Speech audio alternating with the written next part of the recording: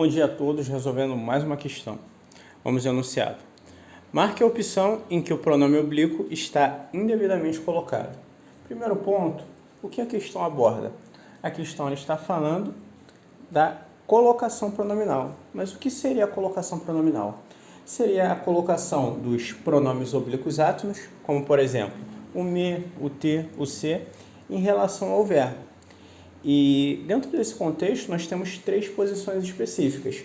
Nós temos a próclise, que é a colocação do pronome oblíquo átono antes do verbo ou anteposto ao verbo. Nós temos a mesóclise, que é a colocação do pronome oblíquo átono entre o verbo e a sua desinência. E por fim, nós temos a ênclise, que é a colocação do pronome oblíquo átono posposto ou após o verbo ligado por hífen. E esses três processos, eles têm regras específicas. Existem, na verdade, regras específicas que facultam ou obrigam o seu uso. Em primeira instância, nós temos a próclise. A próclise, ela é o processo que contém mais regras, ou seja, ela é a que mais aparece em provas. E suas regras específicas, elas se baseiam nas chamadas palavras atrativas.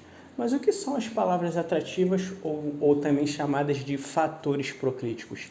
São classes de palavras específicas dentre as 10 classes de palavras. Lembrando que as 10 classes de palavras são artigo, substantivo, adjetivo, numeral, pronome, verbo, preposição, interjeição, conjunção e advérbio. Essas são as 10 classes de palavras que englobam a morfologia. Então, os fatores proclíticos ou palavras atrativas são classes de palavras específicas que puxam ou atraem o pronome oblíquo átono para antes do verbo. Dentre elas, nós temos as conjunções subordinativas, os advérbios, os pronomes relativos, os pronomes indefinidos e os pronomes interrogativos. Além das regras relativas às palavras atrativas, nós temos também construções específicas, como a preposição em seguida de verbo no gerúndio, como, por exemplo, em se falando. Nós temos também o caso de frases optativas ou frases exclamativas, lembrando que as frases optativas elas exprimem um desejo sobre algo. Então, essas são as principais regras relativas à próclise. Em relação à mesóclise ela ocorre em somente dois casos, quando o verbo ele está no futuro do presente ou no futuro do pretérito. O futuro do presente e o futuro do pretérito, eles podem ser facilmente identificados pela desinência verbal. Quando eu tenho um verbo conjugado no futuro do pretérito, nós temos a desinência modo temporal ria. Conjugando em um verbo de primeira conjugação, cantaria, de segunda, beberia, de terceira, partiria. Essa desinência, modo temporal, ela é característica e ela indica que o verbo está conjugado no futuro do pretérito. No futuro do presente, a desinência rei é presente. Só que, às vezes, no contexto, ela é suprimida e o que resta é o ei. Também há, em relação ao futuro do presente, a sua desinência modo temporal, que é orar, né? Ele cantará, ele beberá, ele dormirá. Lembrando que essas são formas verbais o quê? Oxítonas, são formas que são acentuadas e contêm a tonicidade na sua última sílaba, né? Lembrando que toda oxítona que termina em A, seguida ou não de S, é acentuada, né? Eu bebereis, tu beberás, ele beberá. Tu beberás, ele beberá. As duas formas são acentuadas porque são formas verbais oxítonas. Por fim, nós temos a ênclise, que ela é o residual, né? Se não se englobar em nenhuma das duas regras específicas, nós podemos colocar encliticamente o pronome oblíquo átono, né? Lembrando que não se pode iniciar oração por pronome oblíquo átono, né? Essa é a regra principal. Agora vamos analisar as alternativas. Na primeira nós temos: logo que dezembro chegar, convidá-lo aí para passar o Natal com a gente. Aí eu tenho uma colocação pronominal correta? Está corretíssima. Mas por que está corretíssima? Eu tenho aí o verbo convidar com o pronome oblíquo átono entre o verbo e a desinência. Perceba que a forma verbal relativa é convidarei. Ela está conjugada no futuro do presente. Agora o que ocorre? O pronome oblíquo átono ele está entre o verbo e a desinência. E é sabido que quando nós combinamos uma forma verbal terminada em R, S ou Z com o pronome oblíquo átono, as formas resultantes são lolá, los, las, dependendo do verbo, né? Aí o que acontece é o convidá-lo-ei. Esse lo representa justamente um dos objetos do período, né? Então, a construção está correta? Está corretíssima. E como eu disse, esse ei no final dessa forma verbal identifica que ele está sendo conjugado no futuro do presente.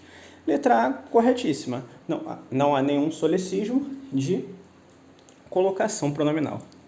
Na letra B nós temos, em se tratando de registro público, todo cuidado é pouco. A construção está correta?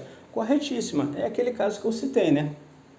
Que nós temos a preposição em seguida de gerúndio. Quando isso acontece, o pronome oblíquo átono ele deve ficar proclítico, ou seja, ele deve ficar após a preposição em.